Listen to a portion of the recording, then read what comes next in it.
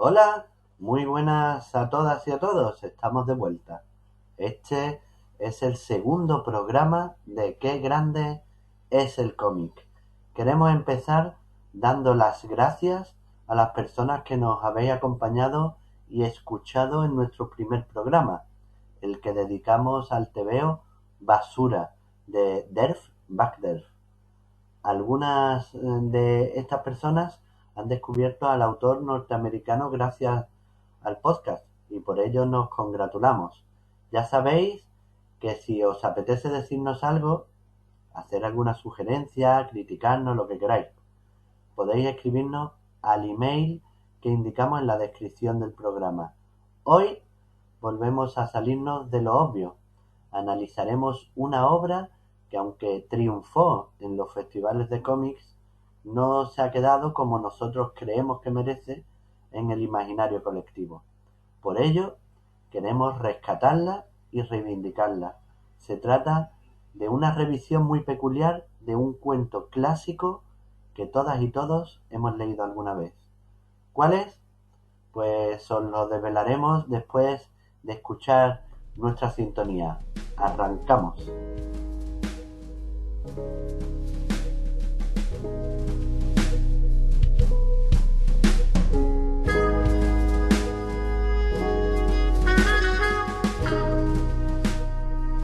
Qué grande es el cómic.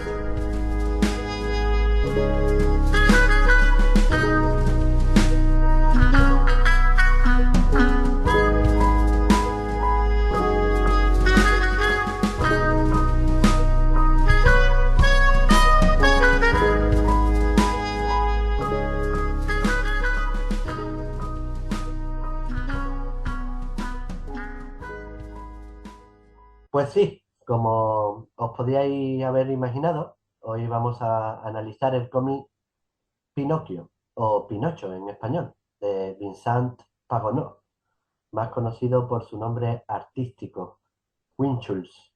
Estamos ante una obra inmensa, una obra que una vez que la terminas de leer te deja en auténtico estado de shock y en más de un caso que he conocido con ganas de volver a leerla. Es una auténtica obra maestra del noveno arte. Fue ganadora en el Festival Internacional de Cómic de Angoulême en 2009 en la categoría de Mejor Álbum. Pinocchio no deja de ser una versión tenebrosa y excesiva del cuento clásico de Collodi, popularizado por Disney, quizás el reverso precisamente del estilo Disney, en lo que podría ser una alegoría sobre el lado más perverso del ser humano en su condición social. Pinocchio no da tregua al lector, al que enreda en un rompecabezas entrecruzado de personajes violentos, corrompibles y violentados. Al lector lo fascina, lo hace reír, sufrir, lo engaña constantemente, siempre con la sombra de la estructura del cuento original, con multireferencias a otras obras clásicas como Blancanieves y los siete enanitos, Modern Times, Titanic, El flautista de Hamelin, etcétera, etcétera, y al lector finalmente lo deja exhausto y confuso como aquel Pinocho que en la cama se queda solo triste, confuso y mirando al techo. Winchulls es el seudónimo del autor francés Vincent Pagonot, guionista, ilustrador, dibujante de cómic francés y animador que tiene 53 años. Ha realizado muchas obras como Supernegra, Monsieur Ferrell, Pat Bone, Welcome to the Death Club, Smart Monkey, entre otras. Pagonot es popularmente conocido sobre todo por haber coescrito y codirigido la aclamada película de animación Persepolis, por la que recibieron numerosos galardones. Para hablar de este enorme cómic están aquí nuestros contertulios habituales. Ha tenido la valentía de volver por estos lares Alfonso Grueso. Hola Alfonso, ¿qué opinión te merece este Pinocchio a rasgos generales? Hola, muy buenas, Alex. Muchas gracias por acogerme en el podcast de nuevo. Encantado. Bueno, Pinocchio a mí particularmente me parece uno de los mejores cómics europeos que he leído en lo que llevamos de siglo. Pienso que aquí en España el público no estuvo en este caso a la altura de la obra. He intentado muchas veces pensar por qué no terminó de funcionar. De hecho, bueno, aquí se publica en 2009 saca una edición excelsa, La Cúpula, una edición en tapadura, eh, con un papel muy bueno, pero además, a pesar del volumen del cómic, muy ligero. Pero claro, era un poco contracultural en aquel entonces sacar un cómic de 30 euros que, por ejemplo, ahora mismo está a la orden del día, que también lo pienso que hemos entrado en el exceso. Sé que por la crisis del papel se está empezando a normalizar que se editen cómics de gran dimensión, tapadura y 30 euros, que no lo veo sostenible. Y en aquel caso, en el 2009, cuando se publica Pinocchio, no era lo común y quizá no terminó de funcionar desde un punto de vista de venta. Pero el cómic es estratosférico, es una obra, bueno, obedece un poco con el tono que utiliza Winchell en sus obras, que tiene ese rollo entre nihilista, esa visión tan oscura de la humanidad, pero también con una visión también socarrona, el sentido del humor que le aplica. Pero esta obra es una obra sombría que en realidad pretende recuperar el tono, digamos, el tono y la crudeza de los cuentos tradicionales, que estos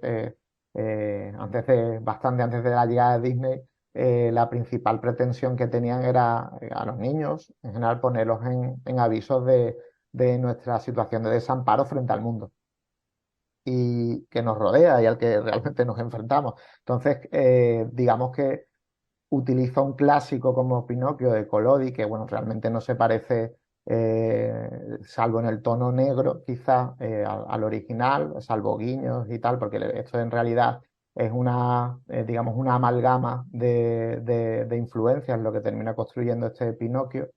Pero sobre todo quiere coger el tono y la crudeza porque es la visión que tiene el propio autor del mundo. Entonces construye una obra que hace gala de unos recursos estéticos y artísticos extraordinarios, sinceramente pocas veces he visto. Y luego tiene un ejercicio de planificación también estratosférico. Es una obra que creo que yo, aparte de ser un puntal, creo yo, del medio, es inspiradora. Yo creo que si fuera, y lo sé de buena tinta, de primera mano, de algunos autores que lo que les incendiaba y le daban ganas a crear. O sea, que estamos ante una obra realmente especial. Pues muy bien, una fantástica introducción. Queremos saber también qué opina Javier López Menacho, mi hermano, que está por aquí. Eh, ¿Cómo estás, Javi? ¿Qué te parece este Pinocchio, alias Máquina de Guerra? Bueno, encantado de volver. La verdad es que también estoy encantado de que a través de este programa estoy descubriendo obras y autores que no tenían el radar. Este caso de Pinocchio, aunque el cómic sí que lo conocía, el caso de Pinocchio es otro autor, Winslow, que descubro. Y a raíz de ahí me meto como en un universo expandido que se va expandiendo poco a poco y voy descubriendo cosas, matices y demás. Este Pinocchio me ha parecido una auténtica maravilla, me parece una versión punky, imaginativa, muy crítica, y un gran muestrario de lo más oscuro del ser humano, ¿no?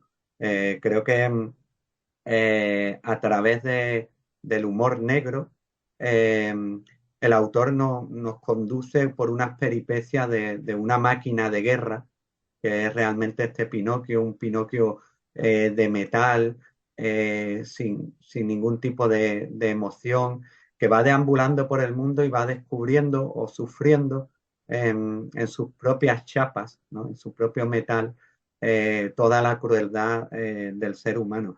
Eh, Creo que aparte de que el autor cierra muy bien, hace arcos argumentales con cada uno de los personajes que aparece, pues Gepetto, el detective, etcétera, etcétera. Eh, el autor es capaz de darle circularidad al relato, pero es que al mismo tiempo nos despliega un fascinante mundo artístico que va desde la caricatura de los años 30 o 40, el homenaje a esta época del cómic donde se veían muchos monstruos, hasta bueno, hasta la ilustración, ¿no? Creo que el despliegue gráfico es fascinante y por eso este cómic es fascinante, porque nos trae una reflexión profunda sobre lo más oscuro de la condición humana y por otro lado nos está llevando a un viaje de las posibilidades que tiene el lenguaje del cómic verdaderamente fascinante. Por tanto, tanto Basura en el primer programa como Pinocchio en este, estamos presentando obras que quizás no estén en el canon absoluto del cómic, más bien en el extra radio, pero que van a ser seguro para todos los oyentes y las oyentes una gran referencia. Pues muchas gracias, Javi, muchas gracias, Alfonso. Ahora, un programa más. Vamos a dar paso a los datos técnicos para conocer este cómic de un modo más formal y saber conocer la obra que vamos a desmenuzar a continuación. Edición original, Pinocchio 2009, Les Requins Marteau. Edición nacional España, Pinocchio. Cartoné 2009, Rústica 2015, La Cúpula. Guión, Winchulls, inspirado en la obra homónima de Carlo Collodi. Dibujo y tinta, Winchulls. Color, Cizo, Frédéric Bonneau, Tomás Bernard, Frédéric Felder. Formato, álbum de 200 páginas a color, editadas en rústica o cartoné. Pepito Grillo es ahora una cucaracha, Geppetto un ambicioso fabricante de armas y Pinocho un robot que en su trayectoria vital va a ser testigo de un sinfín de catástrofes. Con un guión extraordinario y una puesta en escena que sitúa a Winchulls entre los dibujantes con más recursos del momento, esta versión enfurecida y punk del relato clásico de Carlo Collodi no se anda con chiquitas a la hora de poner sobre la mesa todas las bajezas del ser humano. Una denuncia feroz de la farsa globalizadora, la miseria moral y los totalitarismos que rigen el mundo moderno.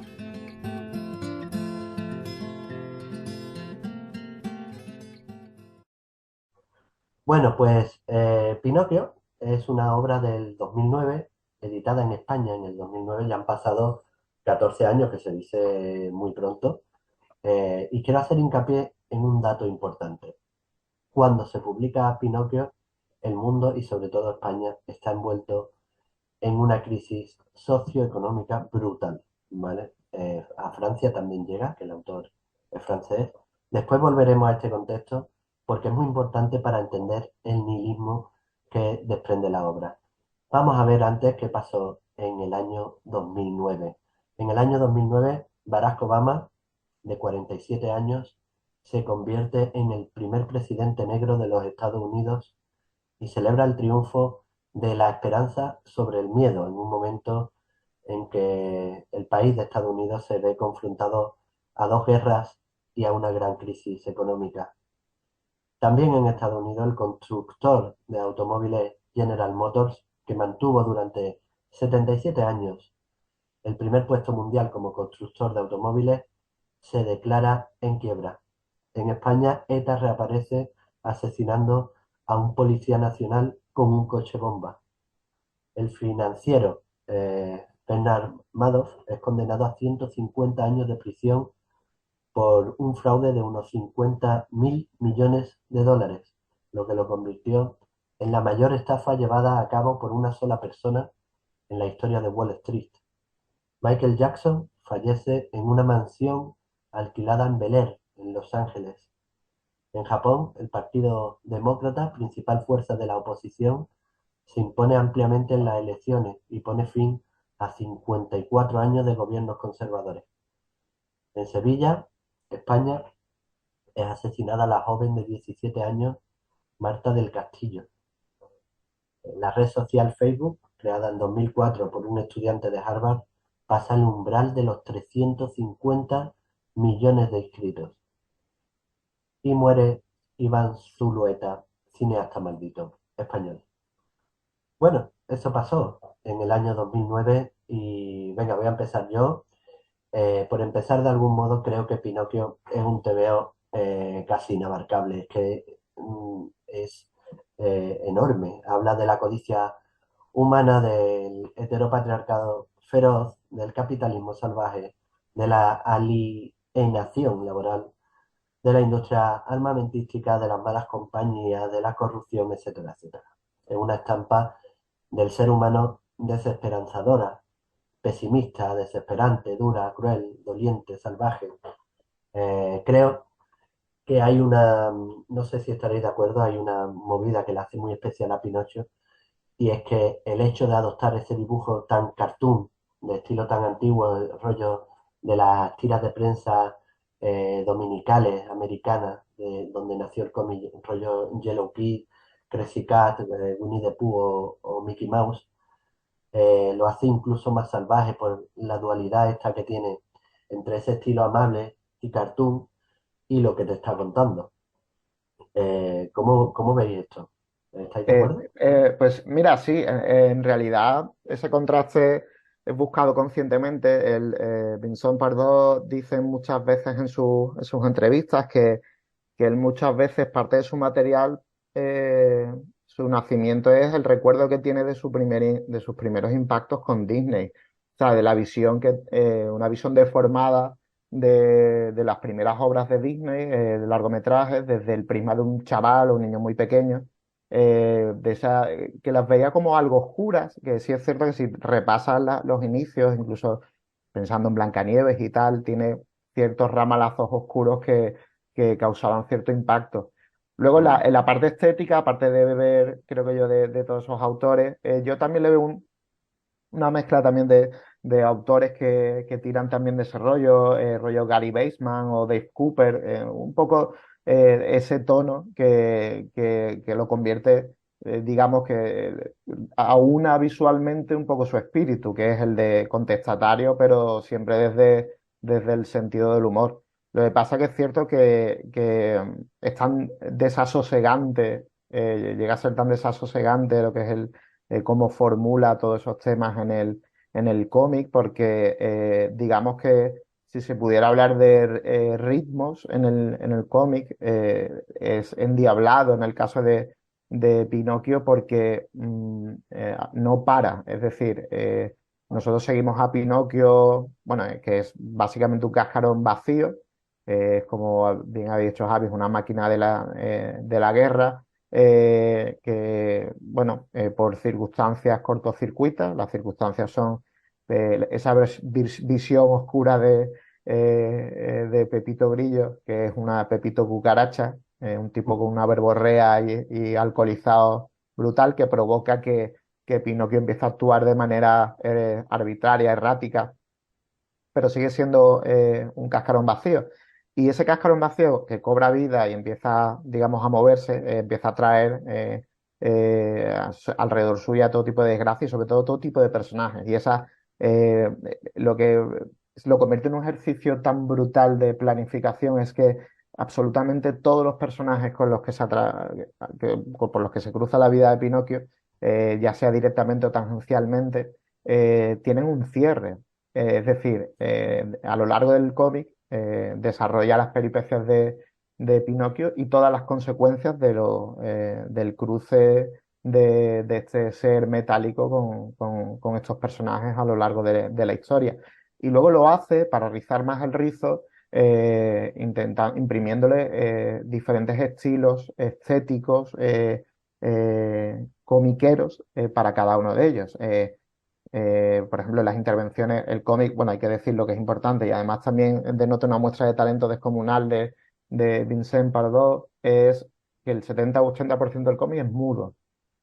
Es mudo y cuenta o termina desarrollando cuestiones tremendamente complejas. Luego el resto, sobre todo un personaje que es un detective solitario, que abraza con fuerza también la brutalidad policial y la normaliza, que también diserta sobre la soledad, pero bueno, es difícil no andarse por las ramas cuando hablas de Pinocchio, pero la cucaracha, digamos cucaracha, que es Pepito, Pepito Cucaracha, que es el trasunto de Pepito Grillo, es cuando se centra la obra en él, es el único en el que tenemos muchos textos poblados, se termina convirtiendo en una caricatura en blanco y negro, en la que desarrolla un poco la verborragia del personaje también original. Pero Tremendamente divertido esos episodios de sí, es Pepito un contra, Cucaracha. yo creo que hace casi de alivio Sí, un respecto alivio a cómico, la tensión que rodea efectivamente. todo el resto del cómic. Y claro, y el resto del cómic, de un modo, con recursos mudos, es capaz de hablarte de la industria armamentística, no sé, de totalitarismo, fanatismo religioso, explotación infantil, violencia familiar, enfermedades mentales, abuso sexual. Es tremendo, pero lo hace de una manera orgánica. Entonces, de alguna manera, Winchulz, perdón, intenta darle una bofetada a la propia ficción, que en cierto modo siempre ha tenido la tendencia, incluso cuando hacía drama o películas más duras, de dulcificar un poco la visión del ser humano. Y, y aquí digamos que se tira al barro, decide ser más crudo, pero igual más fiel a lo que hay ahí fuera. Y claro, la verdad es que no se puede decir otra cosa que Pinocchio no sea un gran impacto personal desde el punto de vista de un aficionado a los cómics, pero también desde un punto de vista humano. Yo creo que si el Pinocho clásico, el de Collodi, que eran cuentos, como cuentos picarescos, ¿no? Está basado más en la ideología que tenía este autor italiano, este periodista italiano, que era una ideología más tradicional, judeocristiana, eh, y que se estaba más fundamentada sobre todo en la versión de Disney, en la obediencia, la bondad, el honor y todos estos matices cristianos, en ser en la mejor versión de nosotros mismos a través de Pinocho o la mejor versión de Pinocho. Esta es una versión de Pinocho que es otra cara, como una versión punky, ¿no? De hecho, Pinocchio no es de madera, es de metal, es otra versión totalmente diferente. Y te da una versión del ser humano que si en el Pinocho clásico intentaba bucear en lo mejor del ser humano, en este entra en los lados más bestias y más repudiables que tenemos como ser en la sociedad, ¿no? ¿Cómo lo veis? Sí, desde luego. Yo quería comentar que en relación a Pepito Cucaracha, yo ahí veo dos, o sea, que establece otro tipo de narración, ¿vale? En la que hay, digamos que el autor se centra en dos frustraciones, la frustración con el mundo, que es la que vemos nosotros a través de Pinocchio, y la frustración de su oficio. Yo creo que Pepito Cucaracha lo que hace es deconstruir el personaje original, ya solo con llamarle cucaracha ya te lo deconstruye, pero también en lugar de ser una conciencia, es una inconsciencia, este Pepito Cucaracha. Y aparte habla de todas las dificultades y todos los anhelos que puede tener una persona en el oficio creativo.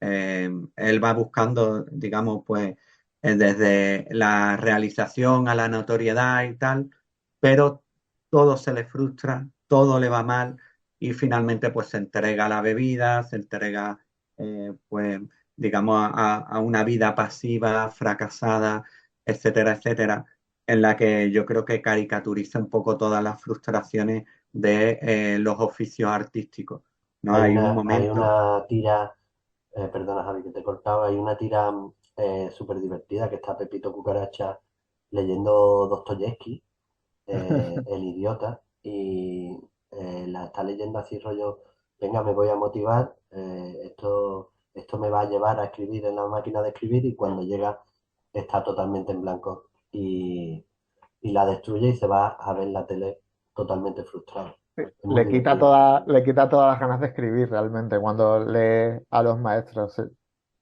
Estaba pensando en ella, en esa misma tira. Sí, perdona, Javi, Luego, sigue.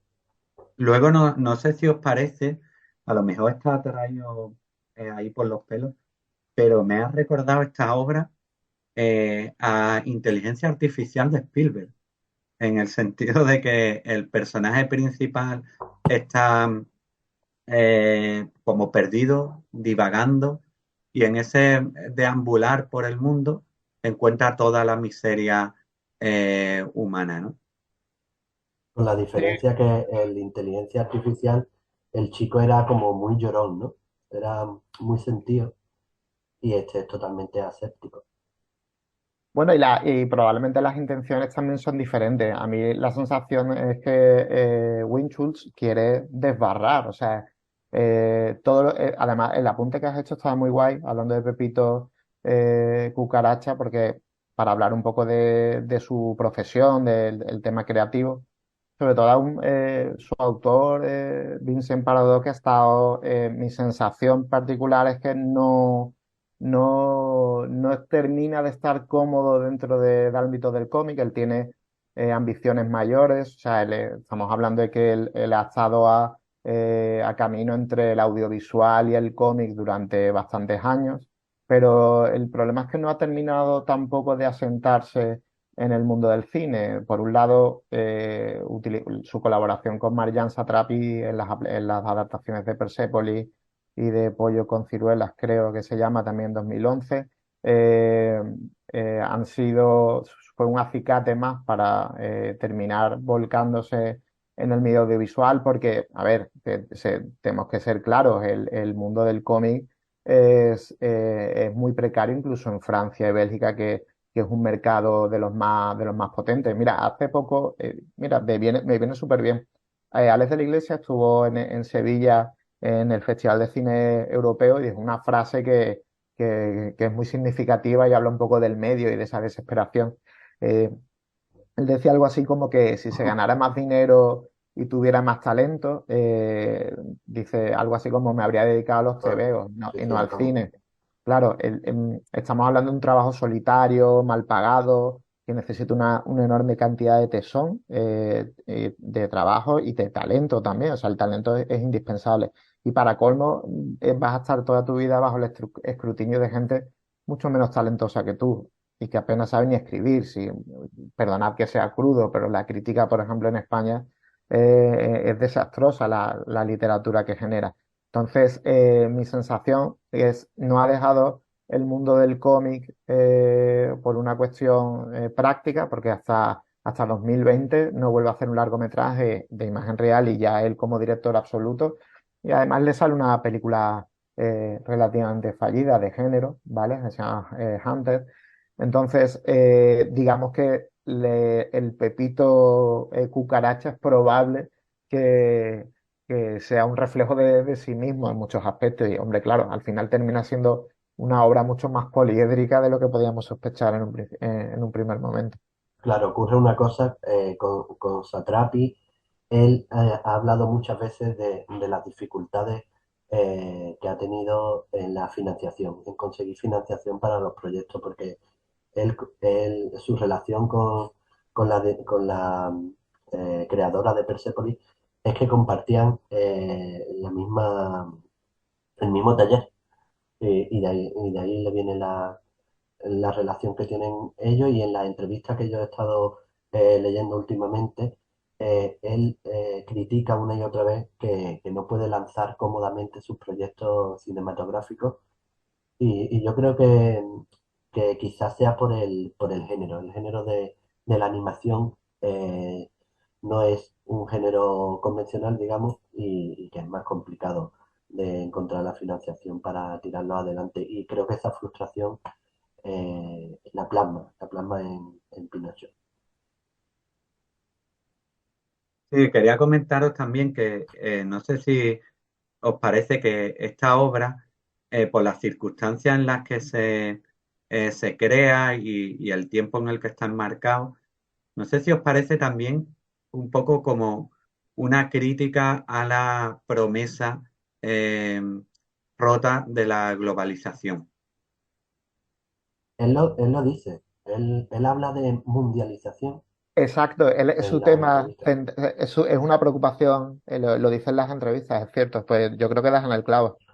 Yo tengo así como una pregunta que hacer o una inquietud que me rodea con Pinocchio, que he leído varias entrevistas al autor y me ha dado la impresión de que más que un discurso puramente crítico, y ya no hablo de constructivo, sino puramente crítico, el autor tenía un discurso nihilista y pesimista y eso me ha decepcionado un poco y os voy a explicar por qué, porque creo que desde el pesimismo, desde ese hastío que muestra, se enmarca en un contexto de la derrota.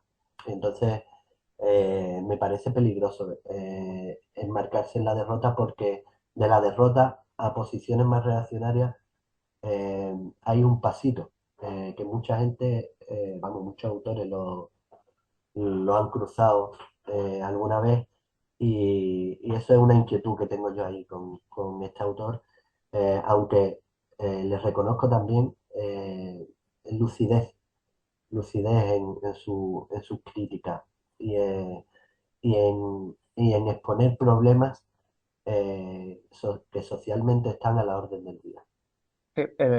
Yo creo que, a ver, muchas veces podemos pecar de ser ciertamente injustos con, otorgándole o intentando imprimirle una responsabilidad a los autores, eh, cuando, digamos, con una especie de compromiso ético con su obra. En este caso, sí es cierto que si los cuentos infantiles, incluso los pretéritos, los que eran más duros, eh, terminaban con una enseñanza, este Pinocchio no lo hace. Este Pinocchio en realidad es una exposición de una visión cruda del mundo. Realmente no hay halo de esperanza. O sea, yo creo que es lo que pretende, es lo que hace es vomitarlo. Lo vomita, eh, digamos, con unas formas inusitadas. Vamos, para mí es talento puro, y un talento es alucinante. Yo entiendo que el nihilismo y el pesimismo se le ve de una manera de su visión del mundo, pero también de su propio oficio. Pero hay que decir una cosa, este tipo en 2009 le da uno de los premios más prestigiosos de la industria y si vemos el reflejo, por ejemplo, en España pasa relativamente desapercibida, bueno, por una cuestión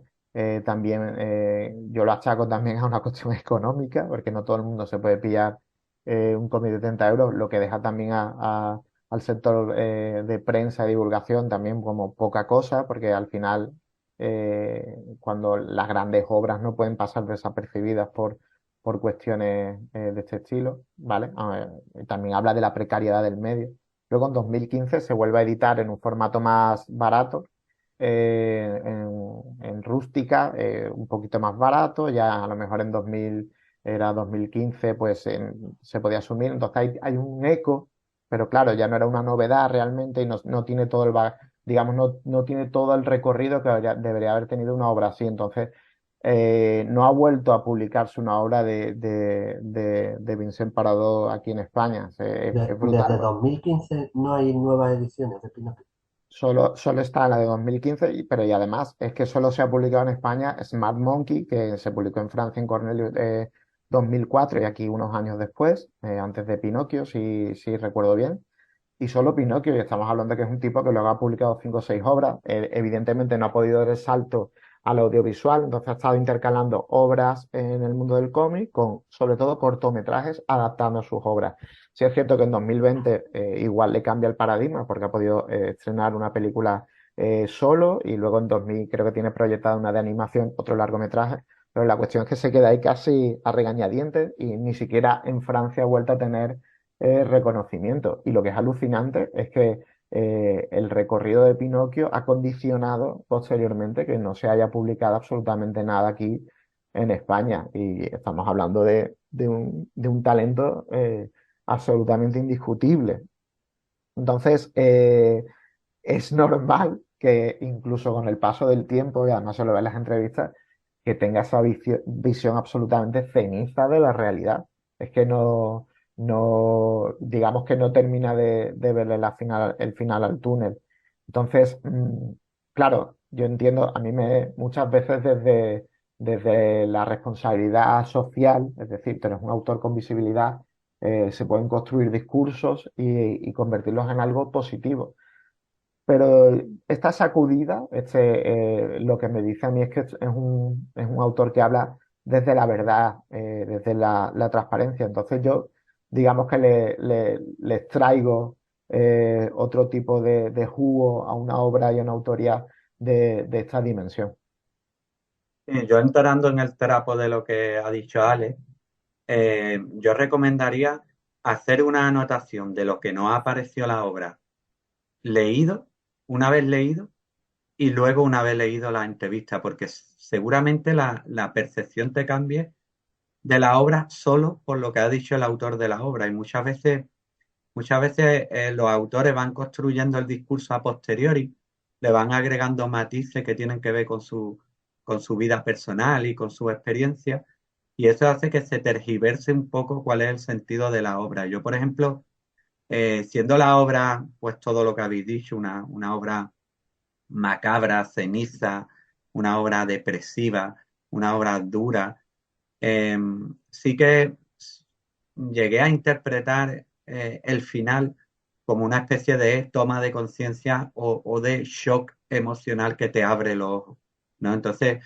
fijaos, si luego me pongo a ver las entrevistas con el autor, quizá ese final me lo tergiverse y me haga sentir de otra manera lo que quería decir. Y finalmente las obras tienen que hablar por sí solas y no por lo que diga el autor en tal o cual entrevista. Es cierto que muchas veces es indisociable, esto es una discusión yo creo que eterna del mundo del arte, la separación de obra de autor, pero a mí me ha servido mucho, en este caso, llegar tan virgen a la obra de Pinocchio, porque luego lo veremos también con la viñeta y la parte de la obra que más nos ha gustado.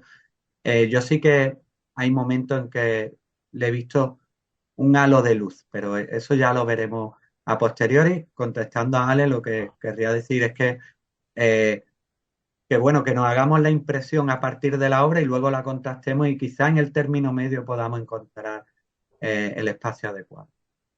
Quiero puntualizar que era una inquietud que tenía, pero ni siquiera es una sospecha fundada. A mí la obra, per se, yo cierro el cómic y estoy totalmente impactado y necesito leerlo una vez más. Yo con una sola lectura, de hecho, para preparar este podcast, yo me he leído 4 veces eh, Pinocchio y aún siento que se me escapan cosas.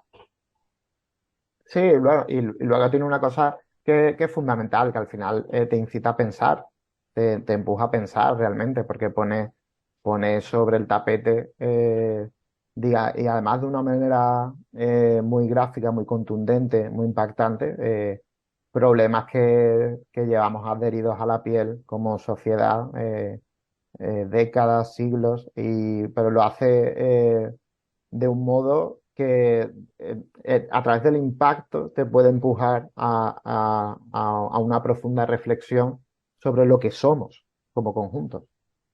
Y en la caricatura, yo me estoy acordando ahora de que el dueño de la fábrica, que podría ser una Mancio Ortega, por ejemplo, que está hiper gordo, ¿vale? Y el nota tiene como marionetas que le van haciendo cosquillitas, le hacen las cosas, ¿no? Le hacen todo ahí, y él sueña viéndose a él mismo todavía más gordo y todavía más, o sea, todavía más servido, ¿sabes? Por sus máquinas. O sea, eso es real. eso es el Amancio Ortega, eso es los directivos de Telefónica, esos son las energéticas. Y además la fábrica es, para más Inri, una fábrica sostenida por mano de obra infantil. O sea, es que es un retrato totalmente feroz. Enditex y Endesa patrocina este Patrocina a fragmento. Pinocchio, claramente. Bueno, antes de que nos caiga una denuncia, os voy a invitar a que me digáis vuestra escena favorita, porque tenemos 10 minutitos. Y bueno, Alfonso, ¿cuál es tu escena favorita de Pinocchio? Igual peco de poco original, pero me gusta quizá por la facilidad con la que lo muestras, ¿vale? Y partiendo de una referencia a un cuento como el flautista de Hamelin, un cuento clásico, y es el momento en el que nos muestra cómo son, digo, la raíz, el germen de los totalitarismos, del fascismo. Y es tremendamente descacharrante, y perdona que utilice la expresión porque tal y como lo formula, se ve a una especie de pato militarizado que va con una trompetilla y va arrastrando a la gente joven de la isla en el que en ese momento está Sí, Pinocchio, sí, sí. un reino en decadencia. Y los conduce a la carpa de un circo, y desde la carpa de un circo hay un tipo esperando junto a un altavoz, y el tipo es un payaso. Un Y el, payaso, es pa- que es una obra maestra. y el payaso hace un discurso incendiario. Recordad que es un cómic completamente mudo en esta parte, y va transformando lo que es todo lo que dice, todos los sonidos que empieza a mutar en música, va convirtiendo a todos esos niños en lobos sanguinarios, y es así como termina construyendo un ejército para revertir el poder y acabar con todo. Y además es gracioso porque no deja títere con cabeza, es decir, revierte el poder contra un estado decadente gobernado por un rey absolutista. O sea, él digamos que reparte a todos lados. Y esa parte me parece una genialidad. Es que no, en fin, yo creo que quizá los adjetivos se terminan convirtiendo en rutinarios, porque realmente estamos ante digamos, lo muestra de una manera tan brillante que lo único que puedo hacer es invitar a que tengáis este TV en vuestras manos y lo veáis por vosotros mismos. Y para ti, Javi, ¿cuál es tu escena culmen o la que más te ha gustado? Bueno, yo la que veo que mejor describe el horror es esa Blancanieves a los Betty Boop huyendo de los siete enanitos, ¿vale? Me parece horripilante, pero la escena que me gustaría destacar, porque creo que es el único momento en el que a lo mejor, y es interpretable, puede haber algo de sentimiento en Pinocchio, es cuando le da la mano a un tipo que está huyendo de la guerra y le pide que le dé la mano a Pinocchio, y Pinocchio entonces le da la mano y él pues que hace el gesto este de, te estoy engañando. Sí, Y bueno, que ahí es donde pienso yo, ¿tendrá piedad Pinocchio? ¿Habrá algún sentimiento en esa máquina de matar? Y es el único momento en el que me ha parecido que lo mismo existe algún sentimiento en esa máquina, que puede que simplemente Pinocchio lo que haga es obedecer a lo que le están mandando, como ha obedecido el resto de su vida. Respecto a eso, esta es una cuestión interesante. Más que yo tengo algo que sí puedo garantizar, no sé si tiene sentimientos, lo que sí es seguro al 100% es que este personaje, Pinocchio, es carente absolutamente de todo tipo de maldad. sí, Ese bueno, mismo, el tipo que le retira la mano es el niño vagabundo convertido en lobo. sí, El sí. niño vagabundo este. Sí, Y de, pa- y efectivamente. A de, mí me parece de un humor negrísimo esa escena, pero negro, negro, negro. mm, ¿Y la Vale, tuya, bro? pues mira, la mía, como yo me veía venir que ibais a hablar de esta secuencia que me habéis solapado, quería destacar la escena inicial, porque me parece que tiene un arranque brutal de ritmo y de impacto. La escena inicial de la creación de Pinocho y la bifurcación entre Gepetto, que está intentando vender el proyecto a los militares, y en la familia está su mujer hastiada y aburrida, que parece que es una mujer que ha sido modelo o algo así, ¿no? Por cómo cómo termina al final el tema del detective. Y esta mujer súper aburrida coge a Pinocho, que está haciendo las labores del hogar, y se lo lleva para el cuarto y se monta encima de la nariz. Me parece de una crueldad esa escena, y después que te llevan en volanda, es todo mudo, y te hace que nada más entrar en el cómic te esté llevando las manos a la cabeza. Y ese inicio brutal me parece insuperable. Tiene un ritmo frenético, con las viñetas mudas que a mí me hace quitarme el sombrero con el autor. Es que en realidad el construir un cómic con ese recurso del cómic dentro del cómic, cuando va a darle el cierre a muchos personajes, a veces te pone en tono sepia, como algunos cómics de Will Eisner. Luego, las páginas, las acuarelas que hace a página completa, o sea, desde un punto de vista artístico es también apabullante. Entonces, que se disfruta de esta obra en tantos planos que la verdad es que es difícil muchas veces pensar en cuál es el momento que te gusta más de la obra, porque realmente o sea, es imposible muchas veces quedarte con uno solo. Bueno, pues os vamos a invitar a los oyentes y las oyentes que sigáis el debate en casa, porque nosotros tenemos que terminar, ¿vale? Muchísimas gracias a Alfonso por haber estado otra vez con nosotros en Qué grande es el cómic. Yo encantado, tío, encantado de la vida. Pues hasta la próxima. Javi, muchas gracias, ¿eh? Nada, gracias a usted, ha sido un placer. Vale, y nosotros nos vamos a ir, vamos a poner un poquito de electro swing para mover el esqueleto y bueno, para animarnos un poco después de haber leído un Pinocchio tan duro y tan brutal. Vamos a relajarnos y vamos a bailar.